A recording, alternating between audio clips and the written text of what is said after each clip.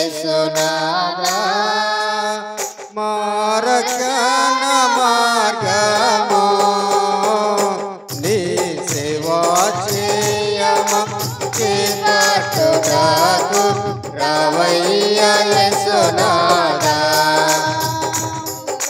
హద్దులేక మేము ఇలా మధులమై ఉండిని హద్దులేక మేము ఇలా మధులమై ఉండిని మా ప్రతి బుద్ధులన్నిటి రక్షింపను రావయ్యా యేసునాథా రావయ్యా యేసునాథా మా రక్షణ మార్గము నీ సేవా చేయమము చేపట్టుటకు రావయ్యా యేసునాథా నిన్ను వేడుకతోను మమ్ము బిడ్డవాడక చేసి నిన్ను వేడుకతోను మమ్ము బిడ్డవాడక చేసి మా గండములాంటి ఖండించుటకు రావయ్యా యేసునాథా రావయ్యా యేసునాథా మా రక్షణ మార్గము నీ సేవా చేయమము చేపట్టుటకు రావయ్యా యేసునాథా విరాలేని పాపము మాకు భారమైన మోపు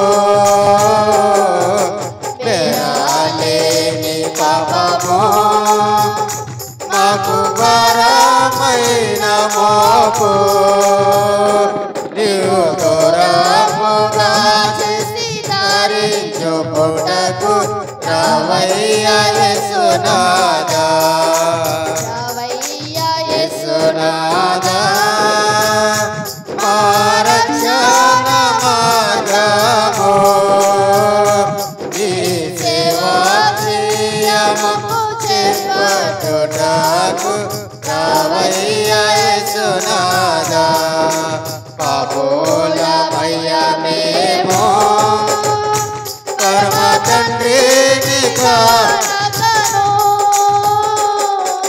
పాపులమయ్యా మేము పరమ తండ్రిని గనకను మా పాపములన్నీయు పారద్రోలుటకు రావయ్యా యేసునాథా రావయ్యా యేసునాథా మా రక్షణ మార్గము నీ సేవా చేయము చేపట్టుటకు రావయ్యా యేసునాథా అందమైన నీరు పరమానందపురమందు అందమైన నీరు పరమానందపురమందు మేమందరము చేరి ఆనందించుటకు రావయ్యా యేసునాథా.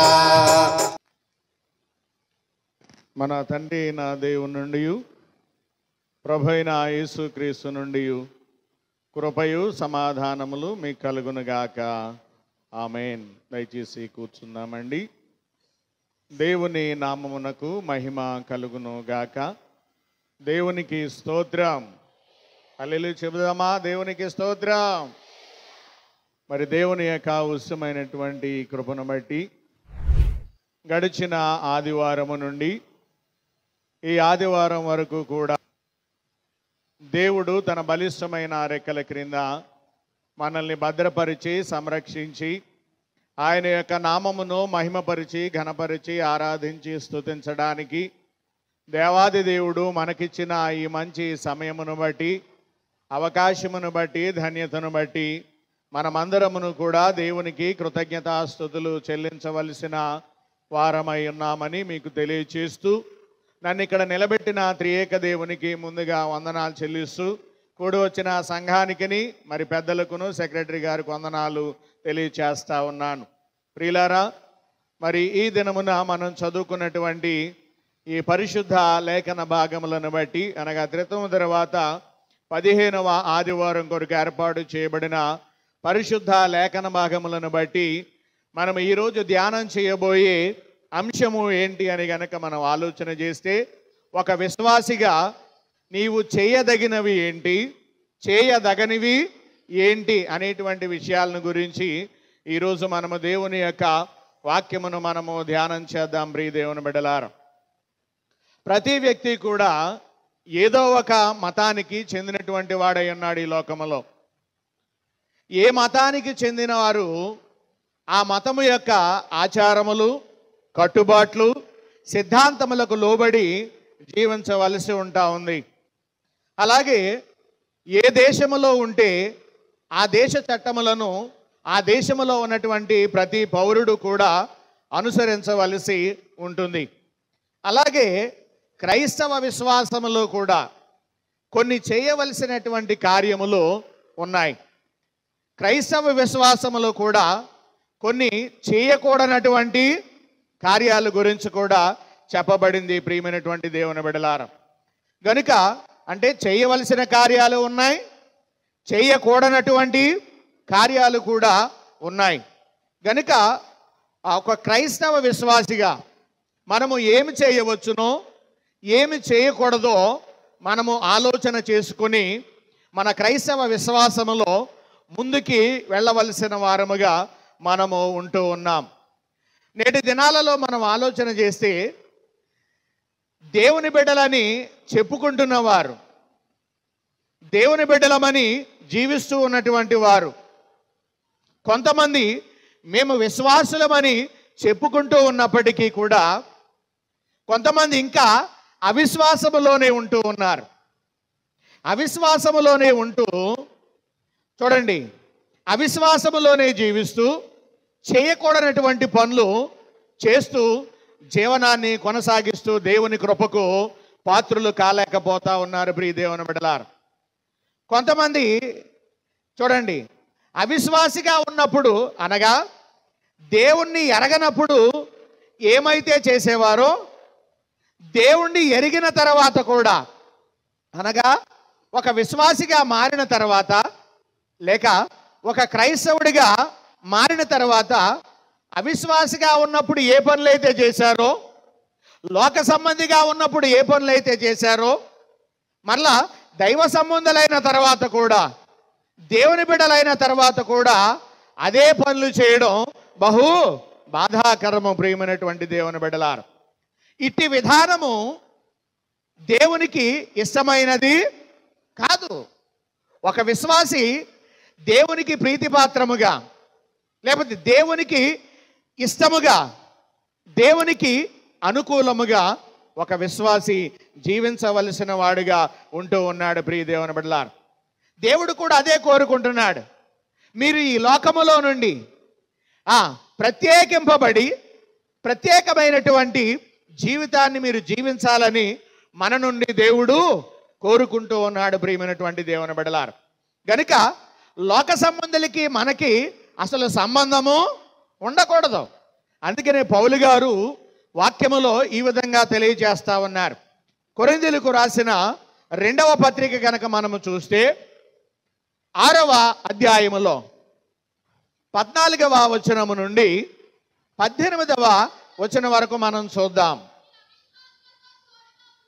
మీరు అవిశ్వాసులతో జోడిగా ఉండొద్దు అంటే అవిశ్వాసులతో మనము కలిసి ఉండకూడదు అని అన్నాడు. ఎందుకు అని గనక మనం ఆలోచన చేస్తే, లోకములో ఒక సామెత మనం అందరం చెప్పుకుంటూ ఉంటాం. 6 నెలలు సహవాసము చేస్తే వారే వీరవుతారు అని సామెతలో ఉంటా ఉంది. గనుక దేవుడు కోరుకునేది ఏంటి అని అంటే, మీరు అవిశ్వాసులతో జోడుగా ఉండొద్దు. నీతికి దుర్నీతితో ఏమి సాంగత్యము, వెలుగునకు చీకటితో ఏమి పొత్తు, క్రీస్తునకు బెలియాలుతో ఏమి సంబంధము, అవిశ్వాసితో విశ్వాసికి పాలెక్కడిది. వినండి, కనుక మనము అవిశ్వాసులతో జోడుగా ఉండకూడదు, అనీతిమంతులతో మనము ఉండకూడదు, చీకటి సంబంధులతో మనము ఉండకూడదు. చూడండి, ఇక్కడ ఏమన్నాడు, క్రీస్తునకు బెలియాలుతో ఏమి సంబంధము అంటూ అవిశ్వాసితో విశ్వాసికి పాలెక్కడిది అని అంటున్నాడు. ఇంకొక మాట అన్నాడు, చక్కటి మాట, దేవుని ఆలయమునకు విగ్రహములతో ఏమి పొందిక. దేవుని ఆలయానికి విగ్రహాలతో సంబంధం ఏంటి కనుక మనం ఆలోచన చేయాలి.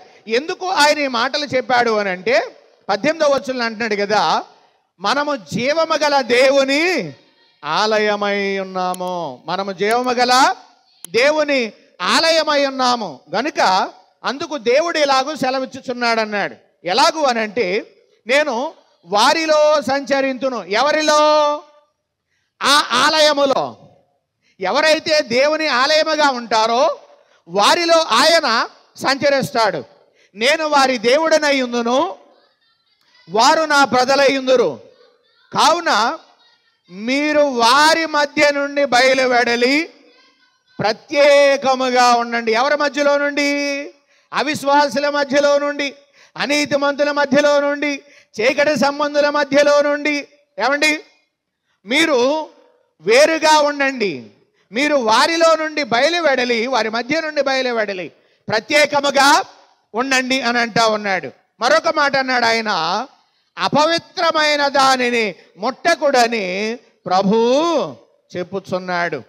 మరియు నేను మిమ్మును అప్పుడు చేర్చుకుంటాను, మీకు తండ్రినై ఉందును, మీరు నాకు కుమారులను కుమార్తెలునై ఉందురని సర్వశక్తి గల ప్రభువు చెప్పుచున్నాడు. ప్రియమైనటువంటి దేవుని బిడ్డలారా, కనుక మనం ఆలోచన చేయవలసినది ఏంటి అని కనుక మనం ఆలోచన చేస్తే, చూడండి, దేవుడు చెబుతున్నట్లుగా విశ్వాసులకి అవిశ్వాసులకి ఏ ఉండకూడదు? సంబంధం ఉండకూడదు. వారితో సాంగత్యము చేయకూడదు. లోకస్తులకి దేవుని బిడ్డలకే సంబంధం ఉండకూడదు. అందుకే మీరు లోకము నుండి వేరుపారై ఉండమని ఆయన చెప్పాడు. లోకములో ఉన్నటువంటి మనుషులందరూ ఎటువంటి వారైన వాక్యం చెప్పింది అని అంటే, వక్రజనము అని వాక్యం చెప్పింది. ఏ జనమంట? వక్రజనము.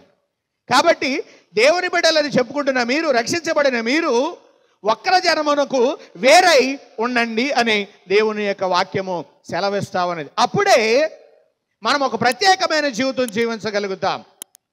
అలా ఎప్పుడైతే మనము ప్రత్యేకమైన జీవితాన్ని జీవించగలుగుతూ ఉంటామో అప్పుడు మనలో దేవుడు నివసిస్తాడు, మనతో దేవుడు ఉంటాడు, మనము ఆయన కుమార్తెలను కుమారులనై ఉంటాము అని దేవుడు తెలియచేస్తూ ఉన్నాడు. ప్రియ దేవుని బిడ్డలారా, కాబట్టి నేటి పాఠ్యాంశముల ద్వారా మనము ఏ విధమైనటువంటి గుంపులో ఉన్నాం? విశ్వాసుల గుంపులో ఉన్నామా? అవిశ్వాసుల గుంపులో మనం ఉన్నామా? నేటి పాఠ్యాంశముల ద్వారా మనము దేవుని యొక్క వాక్యాన్ని ధ్యానం చేసుకుందాం. ప్రియమైనటువంటి దేవుని బిడ్డలారా, దేవుని యొక్క వాక్యాన్ని మన జీవితంలో మనల్ని పోల్చుకొని ఎట్టి జీవితంలో మనం ఉన్నామో పరిశీలన చేసుకుందాం. మనం చదువుకున్నటువంటి లేఖన భాగములో అపోస్తలుడైనటువంటి పౌలు గలతీయులకు రాసినటువంటి పత్రికలో 5వ అధ్యాయములో 26వ వచనాన్ని మనం చదువుకుందాం. ఇక్కడ ఈ పత్రికలో అలాగే సువార్త పాఠంలో కూడా దేవుని బిడ్డలైనటువంటి వారు చేయదగిన పనులు ఎటువంటివి, చేయదగనటువంటి పనులు ఏ ఉన్నాయి అనేటువంటి విషయాలు ఈరోజు 2 లేఖన భాగాల్లో మనము చదువుకోవడం జరిగింది. వాటిని ఒక్కొక్క విషయంగా మనము ఆలోచన చేద్దాం, ధ్యానం చేద్దాం. ప్రియ దేవుని బిడ్డలారా, మొట్టమొదటిగా మనం చూస్తే దేవుని బిడ్డలైనటువంటి వారు ఏ ఏ పనులు చేయకూడదో ఆ విషయాల్ని మనం మొట్టమొదటిగా చూద్దాం. దేవుడైన బిడ్డలు లేక దేవుని బిడ్డలు లేక విశ్వాసులు చేయకూడనటువంటి పనులేంటో ఒక్క 5 పనులను గురించి 5 విషయాల గురించి నేను మీకు తెలియజేస్తాను. మొట్టమొదటిగా మనము చూస్తే 26వ వచనంలో ఆయన అంటాడు ఏమనంటే, ఒకరినొకరము వివాదమునకు రేపకయు, ఒకరి యొక్కరము అసూయ పడకయు, వృధాగా అతిశయపడకయు ఉందుము అని అంటున్నాడు. మొట్టమొదటిగా మనము చూస్తే మనమంట వివాదాలు రేపకూడదంట. ఎవరితో? ఒకరితో ఒకడు. బాగా అర్థం చేసుకోవాలి. రెండవదిగా అన్నాడు అసూయ పడకూడదు. ఎవరితో అనంటే ఒకరి విషయంలో మరొకరు. ఇక మూడవదిగా అన్నాడు వృధాగా మీరు అతిశయ పడకూడదు అని చెబుతూ ఉన్నాడు. అంటే మనల్ని బట్టి మనం ఏం చేయకూడదు అని అంటే అతిశయపడకూడదు. కొంతమంది ఇతరులను చూసి వాళ్ళని వారు పరీక్ష చేసుకుని కొంతమంది అతిశయపడతా ఉంటారు. కనుక అతిశయం ఎటువంటిది అని అంటే వృధా అని దేవుడు చెబుతున్నాడు. కనుక మొట్టమొదటిగా మనం చూస్తే ఏమంటున్నాడు అని అంటే వివాదములు రేపకూడదు.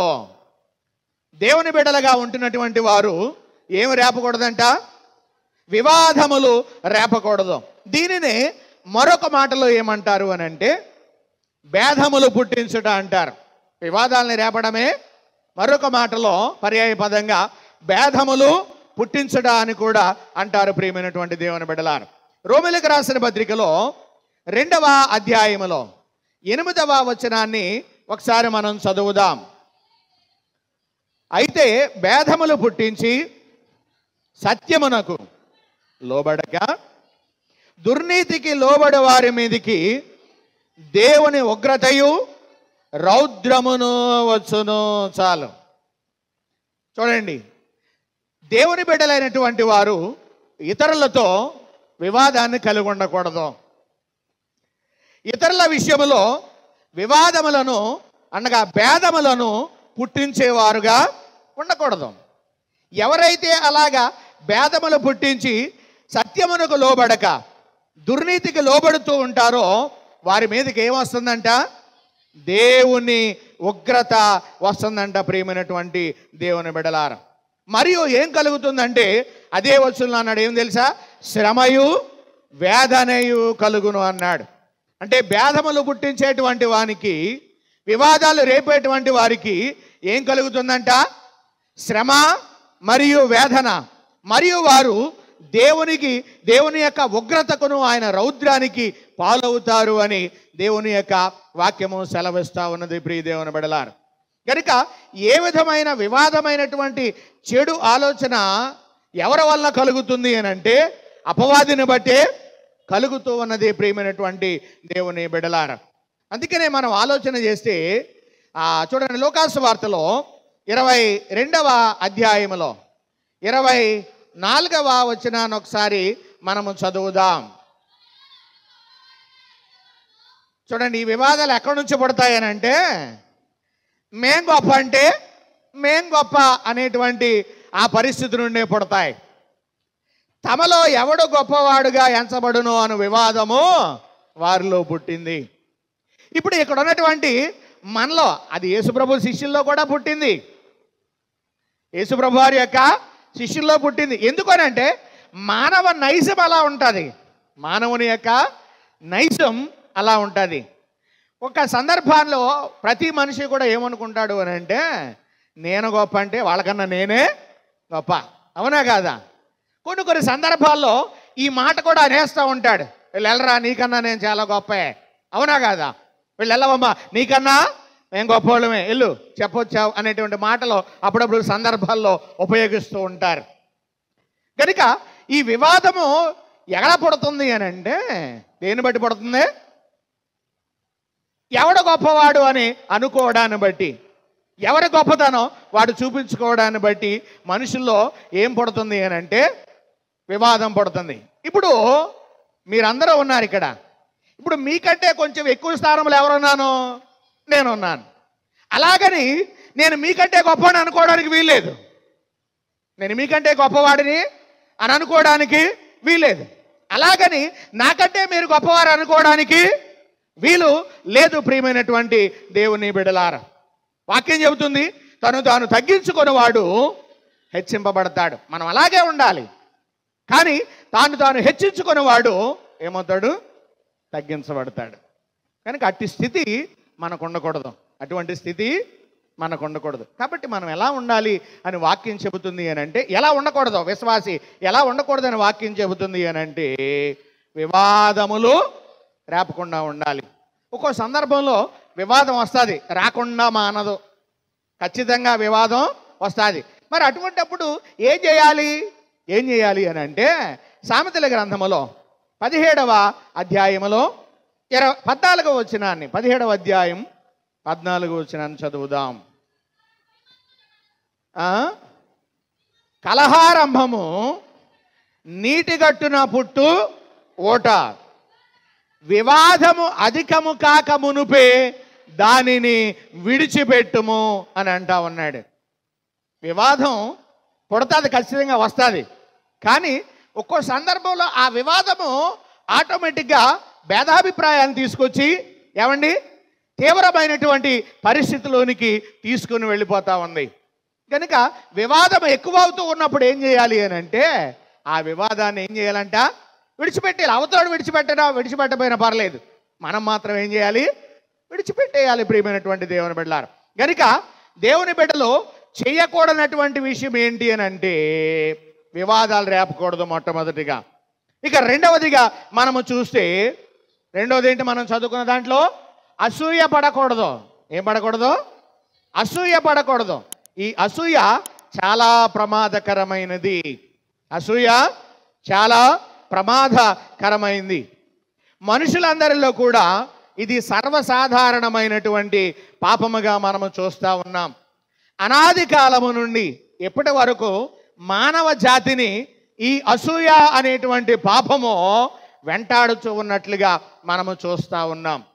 కనుక అసూయను బట్టి జరగకూడనటువంటి కార్యాలు కొన్ని జరిగిపోతూ ఉన్నటువంటి విషయాన్ని కూడా మనము లోకములో చూస్తూ ఉన్నాం. ప్రియదేవుని బిడ్డలారా, అసూయ ఎప్పుడూ కూడా ఏం చేయమని చెప్తుంది అంటే హత్యను ప్రోత్సహిస్తుంది. అసూయ దేన్ని ప్రోత్సహిస్తుంది? హత్యను ప్రోత్సహిస్తుంది. ప్రియమైనటువంటి దేవుని బిడ్డలారా, ఉదాహరణకు మనకు అర్థం అవడం కోసం ఒక మాట చెప్తాను వాక్యములో నుండి. చూడండి, మత్తయి సువార్తలో 27వ అధ్యాయములో 18వ వచనాన్ని కనుక మనం చదివితే, 18వ వచనం 27:18.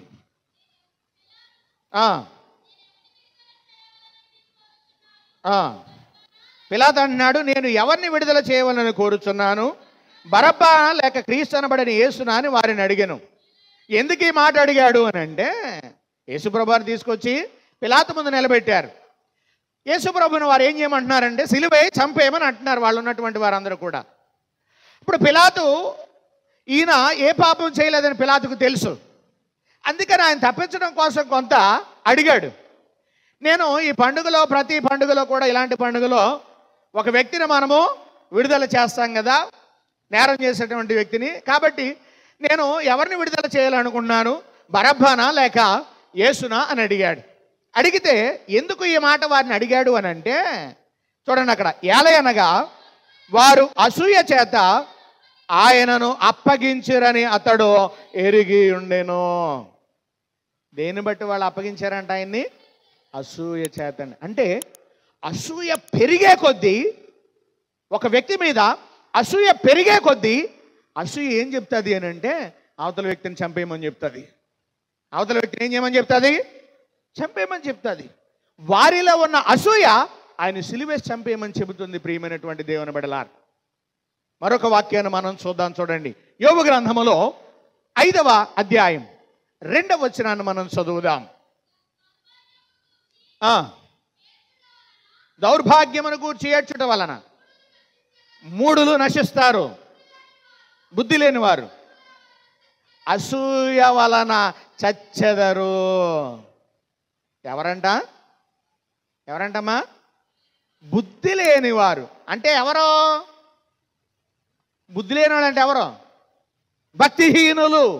బాగా అర్థం చేసుకోవాలంటే, బుద్ధి లేని వారు దేని బట్టి చచ్చిపోతారంట? అసూయని బట్టి చచ్చిపోతారంట. అంటే అసూయ దేనికి ప్రోత్సాహం చేస్తుంది అని అంటే, మరణానికి ప్రోత్సాహం చేస్తుంది. అర్థమవుతుందా మీకు? అసూయ వలన చాలామంది చచ్చిపోతారు. కాబట్టి దేవుని బిడ్డలో అసూయ కలిగి ఉండకూడదు. దేవుని బిడ్డలు ఏం కలిగి ఉండకూడదు? అసూయ కలిగి ఉండకూడదు. రెండవ విషయం. మూడవదిగా మనము చూస్తే వృధాగా అతిశయపడకూడదంట. మూడవ విషయం, వృధాగా అతిశయపడకూడదు. ఇర్మియా గ్రంథంలో 9వ అధ్యాయములో 23వ వచనాన్ని మనం చదువుదాం. త్వరగా చదవాలి. యెహోవా ఇలాగు సెలవిస్తున్నాడు, జ్ఞాని తన జ్ఞానమును బట్టి, శూరుడు తన శౌర్యమును బట్టి అతిశయ పడకూడదు. చూడండి, చాలా చక్కటి విషయాల్ని ఇక్కడ చెబుతున్నాడు. జ్ఞానంట తన జ్ఞానమును బట్టి ఏం చేయకూడదు? అతిశయపడకూడదు. 2, శూరుడు తన శౌర్యమును బట్టి అతిశయింపకూడదు. ఐశ్వర్యవంతుడు తన ఐశ్వర్యమును బట్టి అతిశయింపకూడదు. వినండి జాగ్రత్తగా, ఇక్కడ మనము మనకు కలిగిన జ్ఞానాన్ని బట్టి అతిశయిస్తూ ఉన్నాం. అవునా కాదు? మీరు ఆలోచన చేయండి. ఒకవేళ ఆలోచన చేస్తే నీకు ఆ జ్ఞానం ఇచ్చింది ఎవరో? దేవుడే. ఎందుకంటే జ్ఞానమునకు ఆయనే ఆధారం. ఆ జ్ఞానం ఇచ్చింది దేవుడే. ఆ జ్ఞానం ఇచ్చినటువంటి దేవుడే ఇచ్చినోడు తీసేసుకోలేడా? తీసేసుకోగలడు. కనుక నీకు కలిగిన జ్ఞానాన్ని బట్టి నువ్వు అతిశయించడానికి వీల్లేదు. నీ కలిగిన శౌర్యమును బట్టి, బల పరాక్రమలను బట్టి నువ్వు అతిశయపడడానికి వీల్లేదు.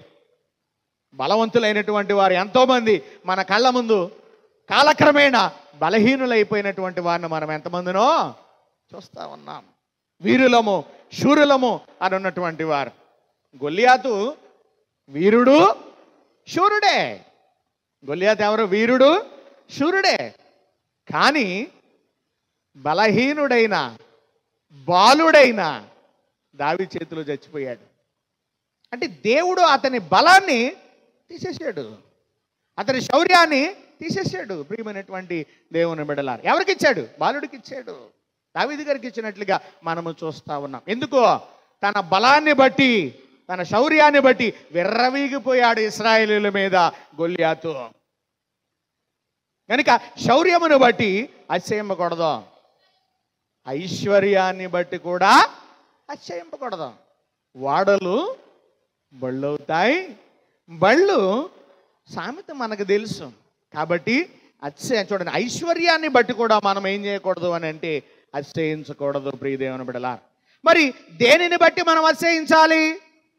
అతిశయించువాడు దేనిని బట్టి అతిశయింపవలెనగా, భూమి మీద కృప చూపుచు నీతి న్యాయములు జరిగించుచున్న యెహోవాను నేనే అని గ్రహించి నన్ను పరిశీలనగా తెలుసుకొనుటను బట్టి అతిశయింపవలెను. అందుకని భక్తుడు ఇలా పాడతాడు, ఏమనో తెలుసా? ఏమీ లేదు నా యందు అతిశయించుటకు, నా అతిశయం నీవే యేసయ్యా. ఏమీ లేదు నా యందు అతిశయించుటకు, నా అతిశయం నీవే యేసయ్యా. యేసయ్యా యేసయ్యా యేసయ్యా యేసయ్యా యేసయ్యా యేసయ్యా యేసయ్యా. ఏమీ లేదు నా యందు అతిశయించుటకు, నా అతిశయం నీవే యేసయ్యా. పాడదాం పాడదాం. ఏమీ లేదు నా యందు అతిశయించుటకు, నా అతిశయం నీవే యేసయ్యా. అడవి ఒలివ కొమ్మ వంటి వాడను నేనయ్యా, సారమైన ఒలివ చెట్టు నీవు యేసయ్యా. అడవి ఒలివ కొమ్మ వంటి వాడను నేనయ్యా, సారమైన ఒలివ చెట్టు నీవు యేసయ్యా. నీలో నేను అంటు కట్టబడుటకు, నీలో నేను అంటు కట్టబడుటకు ఫలింపని కొమ్మలను విరిచావు దేవా. ఫలింపని కొమ్మలను విరిచావు దేవా, విరిచావు దేవా. ఏమీ లేదు నా యందు అతిశయించుటకు, నా అతిశయం నీవే యేసయ్యా. ఏమీ లేదు నా యందు అతిశయించుటకు, నా అతిశయం నీవే యేసయ్యా. దేవునికి స్తోత్రం. కనుక అతిశయించువాడు ఎవరు యందు అతిశయించాలంట? ప్రభువునంది అతిశయించాలి. కనుక మూడవదిగా మనం చూస్తే వృధాగా మనం అతిశయపడకూడదు. నాలుగవదిగా మనం చూద్దాం. మత్తయి సువార్తలో 6వ అధ్యాయంలో 24వ వచనాన్ని మనం చదువుదాం. ఎవడను ఇద్దరు యజమానులకు దాసుడుగా ఉండనేరడు. అతడు ఒకని ద్వేషించి ఒకని ప్రేమించును, లేదా ఒకని పక్షముగా నుండి ఒకని తృణీకరించును. ఈ మాట దేవుడు ఎందుకోసం చెప్పాడు అని కనుక మనం ఆలోచన చేస్తే ఇక్కడ ఇద్దరిని జ్ఞాపకం చేస్తున్నాడు. ఒకటి దేవుడిని, రెండు సిరిని జ్ఞాపకం చేస్తున్నాడు. అంటే డబ్బుని జ్ఞాపకం చేస్తూ ఉన్నాడు. కనుక నాలుగవదిగా ఆయన మనకు చెప్పే విషయం ఏంటి, ఎలా ఉండకూడదు ఆయన చెబుతున్న విషయం ఏంటి అని అంటే, సిరికి దాసులుగా ఉండొద్దు అన్నాడు. నాలుగవదిగా సిరికి దాసులుగా ఉండవద్దు అన్నాడు. ఆ వచనములో ఆఖరి భాగంలో అంటాడు, మీరు దేవునికిని సిరికిని దాసులుగా ఉండనేరరు అని అంటా ఉన్నాడు. దేనికి దాసులుగా మనం ఉండకూడదు? ధనానికి. సిరి అంటే అదేదో పేరు కాదు. సిరి అనగా ధనము. సిరి అనగా ధనము. ధనమునకు మనము దాసులుగా ఉండొద్దంట. మరి మీరు అనొచ్చు, అయ్యారండి మరి ధనం వద్దా? బ్రతకడానికి ధనం కావాలి కదా. నేను ధనము వద్దు అని చెప్పట్లేదు, కానీ ధనముకే దాసోహం కావద్దని చెబుతున్నాను. అది ధనము అవసరమే మనం బ్రతకడానికి, కానీ ధనానికి మనం ఏమైపోకూడదు అని అంటే దాసులుగా ఉండకూడదు. అంటే ధనము కన్నా, చూడండి, దేవుని కన్నా ధనమునకు ఎక్కువ ప్రాధాన్యత ఇవ్వకూడదు. పౌలు భక్తుడు అంటాడు, తిమోతికు రాసినటువంటి మొదటి పత్రికలో 6వ అధ్యాయంలో 9-10 వచనాలు మనం చదువుదాం త్వరగా. ధనవంతులగుట అపేక్షించువారు శోధనలోను ఉరిలోను అవివేకయుక్తములగు హానికరములైన అనేక దురాశలలోను పడుదురు. అట్టివి మనుషులను ఎందులోకి? నష్టములోనికి, నాశనములోనికి ముంచి వేస్తాయి. కనుక ధనాపేక్ష కలిగిన వారుగా దేవుని బిడ్డలు ఉండకూడదు. ఇక ఐదవదిగా చూస్తే దేవుని బిడ్డలు ఎలా ఉండకూడదు అని అంటే దేనిని గూర్చి చింతించకూడదు. దేనిని గూర్చి కూడా చింతించకూడదు. ప్రియమైనటువంటి దేవుని బిడ్డలారు, చూడండి, ఏమి తిందుమో ఏమి త్రాగుదుమో, అవునా, ఇటువంటి విషయాలను గురించి మనుషులు ఏం చేయకూడదంట. ఈరోజు మనం చదువుకున్న సువార్త పాఠములోనే 25వ వచనం, అందువలన నేను మీతో చెప్పినదేమనగా ఏమి తిందుమో ఏమి త్రాగుదుమో అని మీ ప్రాణమును గూర్చి అయినను, ఏమి ధరించుకుందుమో అని మీ దేహము గూర్చి అయినను ఏం చేయకూడదంట, చింతించవలసిన అవసరం లేదు. ఎందుకు అనంటే మనకేం కావాలో మనల్ని పుట్టించిన వాడికి తెలుసు. అప్పుడప్పుడు మనం ఒక చక్కటి మాటను పెద్దవాళ్ళు పిల్లలతో చిన్నవాళ్ళతో అనుభవం తెలియని వాళ్ళతో చెప్తూ ఉంటారు. ఈ మాట ఏంటో తెలుసా? నారు పోసిన వాడు నీరు పోయడా అని అన్నది వెళ్ళే. ఏదన్నా సమస్య వచ్చినప్పుడు, ఏదైనా లోటు వచ్చినప్పుడు చింతించేది కూడా. అందుకని అంటున్నాడు ఆయన, దేవుని బిడ్డలు చేయకూడనటువంటి పని ఏంటి అంటే ఐదవదిగా దేని గూర్చి చింతించకూడదంట. సువార్త పాఠంలో ఆఖరి వచనంలో కూడా ఉంది ఒక మాట, ఏంటంటే రేపటిని గూర్చి, దేని గూర్చి చింతించొద్దు, రేపటిని గురించి కూడా మీరు చింతించవద్దు అని అన్నాడు. మరొక మాట అన్నాడు, అధికారులతోటి, పెద్దలతోటి, లేకపోతే అనుభవం కలిగిన వారితోటి, జ్ఞానం కలిగిన వారితోటి మాట్లాడాలి అనుకున్నప్పుడు కూడా నువ్వేం చేయకూడదు, చింతించకూడదట. ఫిలిప్పీ పత్రిక 4:6లో మనం ఈ మాట చూస్తా ఉన్నాం. కనుక దేనిని గురించి కూడా దేవుని బిడ్డలో చింతించకూడదు. మొట్టమొదటి విషయం అని చెప్పండి, దేవుని బిడ్డలు ఎలా ఉండకూడదు? వివాదాలు రేపకూడదు. 2, అసూయ పడకూడదు. 3, వృధాగా చేయబడకూడదు. 4, అంటే ధనమునకు దాసులుగా ఉండకూడదు. 5, దేని గురించి కూడా చింతించకూడదు. Very good. దేవుని బిడ్డలో లేక విశ్వాసులు ఎలా ఉండకూడదో 5 విషయాలు మనం తెలుసుకుందాం. మరి ఎలా ఉండాలో కూడా 5 విషయాలను తెలుసుకొని మనం వాక్యాన్ని ముగించుకుందాం. ప్రియమైనటువంటి దేవుని బిడ్డలారు, అప్పుడే గడియారం వైపు చూస్తున్నారు. దేవునికి స్తోత్రం కలుగును గాక. టైంకే నేను ముగిస్తాను, గమనించాలని మీకు మనవి చేస్తూ ఉన్నాను. వినడానికి మనము ప్రయత్నం చేద్దాం. మరి దేవుని బిడ్డలు చేయదగినటువంటి పనులేంటి? వాక్యం ఏం తెలియచేస్తుంది అని అంటే గలతీ పత్రికలో 6వ అధ్యాయంలో, గలతీ పత్రిక 6వ అధ్యాయం 1వ వచనం నుంచి మనం చదువుదాం.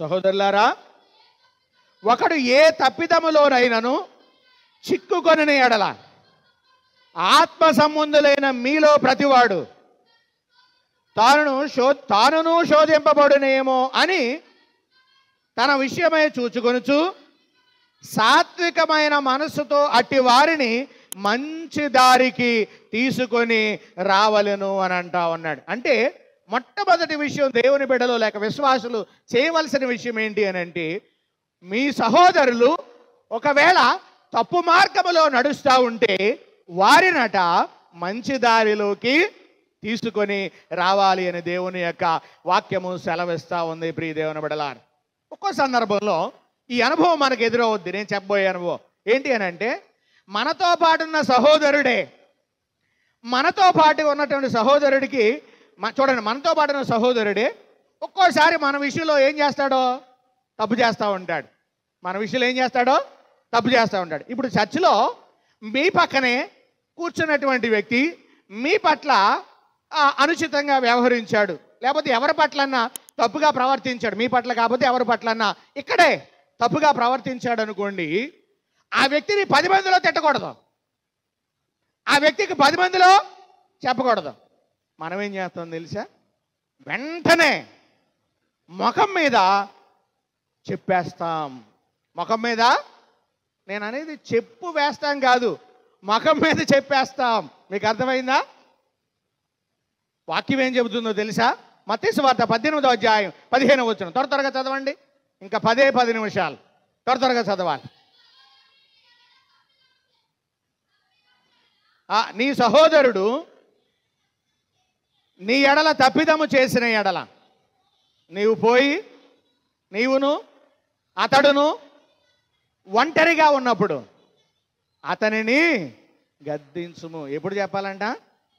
ఒంటరిగా ఉన్నప్పుడు చెప్పాలి. ఒంటరిగా ఉన్నప్పుడు చెప్పాలి. 10 మంది ఉండగా ఆ వ్యక్తిని గురించి మాట్లాడేమే అనుకో, ఆటోమేటిక్గా ఆ వ్యక్తికి ఏమొచ్చేద్ది? కోపం వచ్చేద్ది. మనమేం కొనుక్కురావక్కర్లేదు దాన్ని, అందుకని వచ్చేద్ది వెంటనే. అవునా? ఏమొచ్చేద్ది? కోపం వచ్చేద్ది. వెంటనే మాట పెరుగుతుంది, వివాదము, భేదం. అవునా కదా?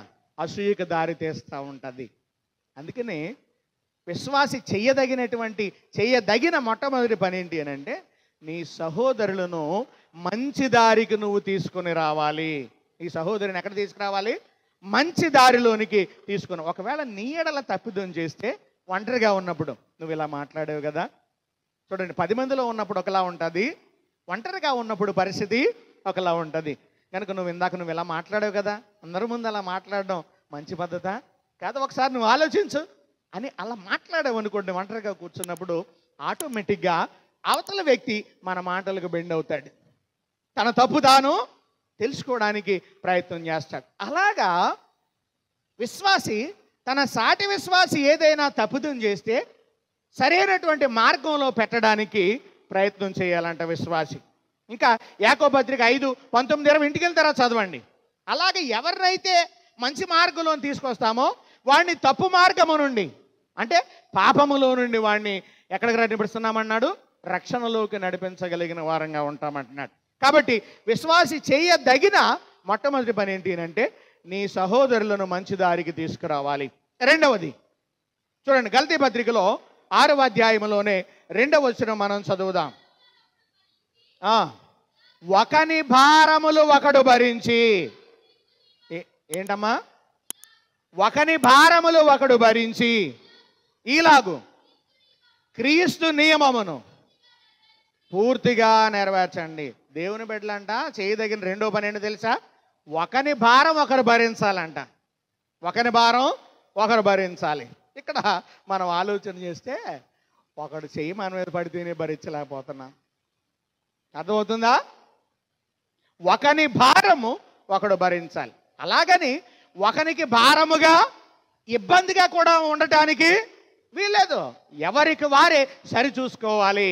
అందుకని ఈరోజు ఆ పత్రిక పాఠంలో ఆయన అదే మాట చెప్పాడు, ఎవరికి వారే స్వయముగా పరీక్షించుకోవాలి అనే వాక్యంలో ఉంది.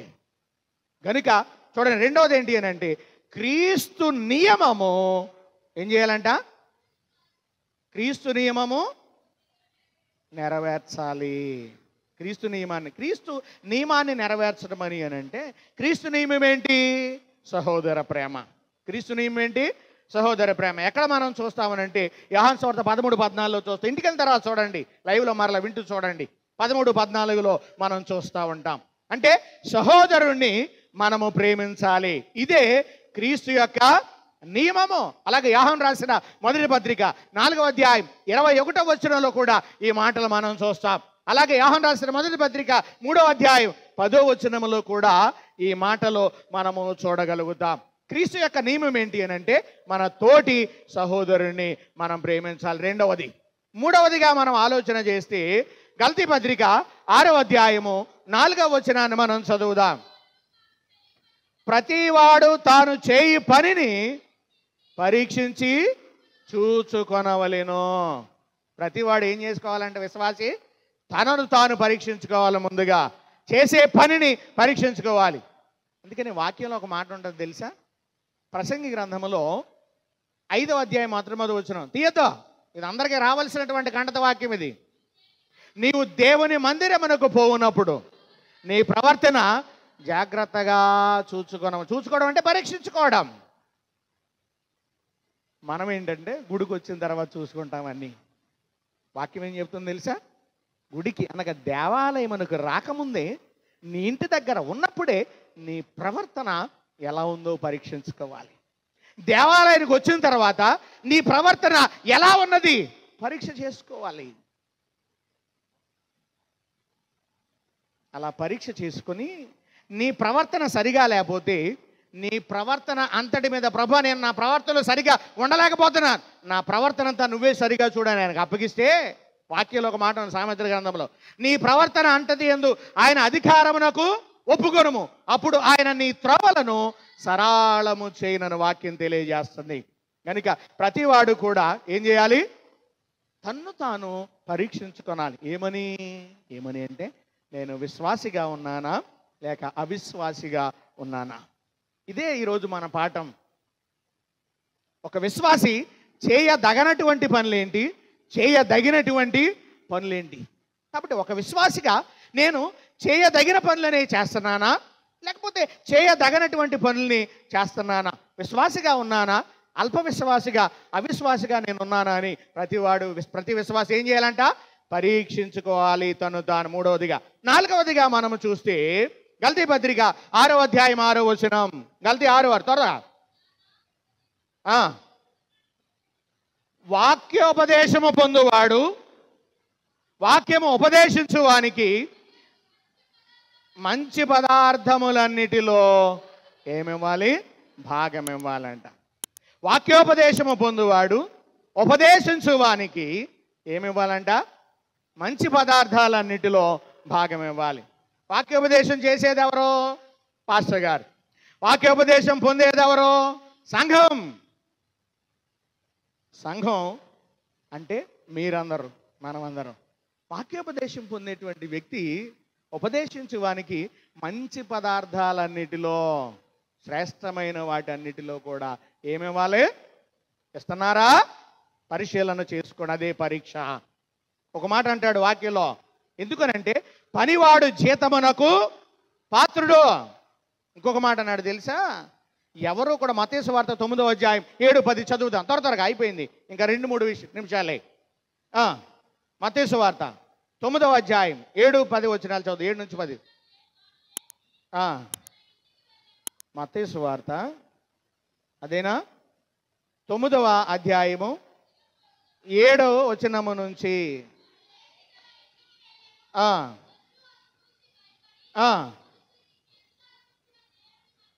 దేవుని మహిమపరిచారు.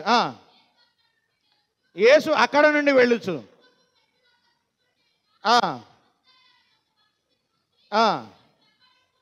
నన్ను వెంబడించుమని అతనితో చెప్పాడు. అది నీ వెంబడించినట్లుగా మనం చూస్తా ఉన్నాం. అంటే వాక్యోపదేశము పొందువాడు ఉపదేశించువానికి మంచి భాగం అన్నట్లో భాగం ఇవ్వాలని అన్నారు కదా.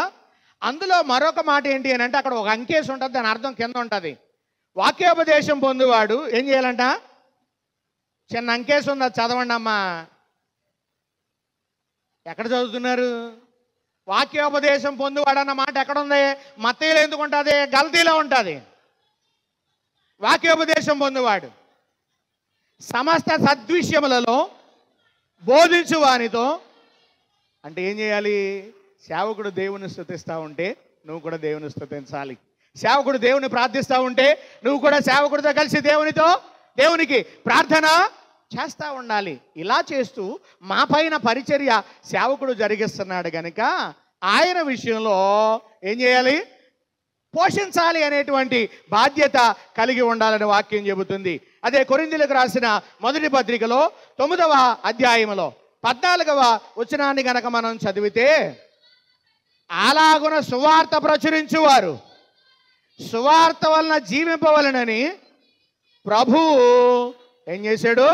నియమించి ఉన్నాడు. ప్రియమైనటువంటి దేవుని బిడ్డలారా, కనుక సువార్త ప్రకటించేటువంటి వారు దేని బట్టి జీవిస్తున్నారంట? సువార్త వలనే జీవిస్తున్నారు. కాబట్టి వాడు ఏం చేయాలి అని అంటే సువార్త వలన పోషించబడాలి.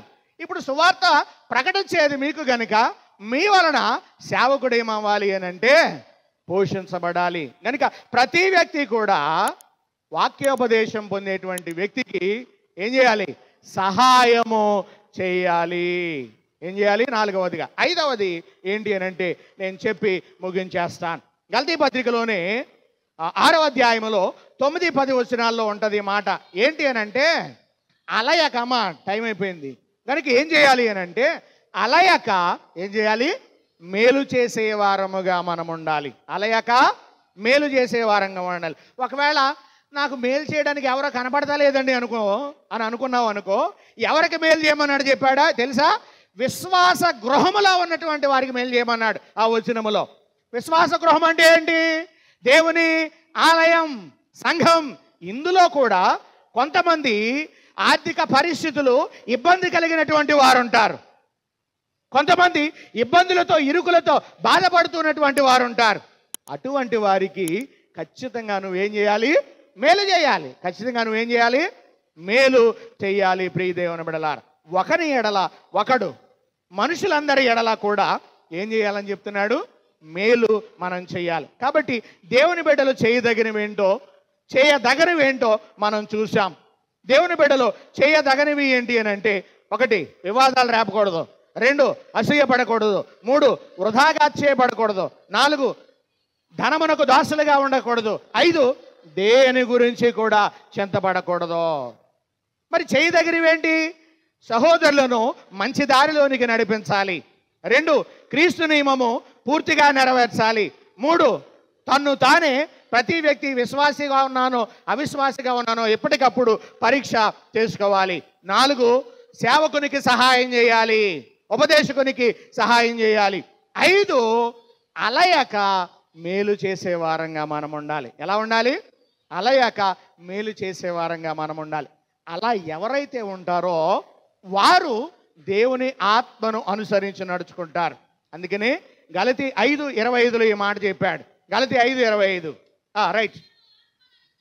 మనము ఆత్మను అనుసరించి జీవించు వారమైతిమా, ఆత్మను అనుసరించి క్రమంగా నడుచుకుందాము. చాలు. చివరిగా ఈ వాక్య సారాంశం ఏంటి అని అంటే, మనము విశ్వాసిగా ఉన్నామా అవిశ్వాసిగా ఉన్నాము పరిశీలన చేసుకుని, ఒకవేళ అవిశ్వాస సంబంధమైన జీవితం ఏమన్నా మనలో ఉంటే అది తీసివేసుకుని విశ్వాసిగా జీవిస్తూ ఆత్మను అనుసరించి క్రమంగా మనము నడుచుకుందాం.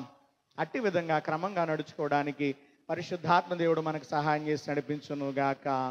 ఆమేన్. సమస్త జ్ఞానమునకు మించిన దేవుని సమాధానం యేసుక్రీస్తు వలన మీ హృదయములకును హృదయం తలంపులకు కావలి ఉండును గాక. ఆమేన్.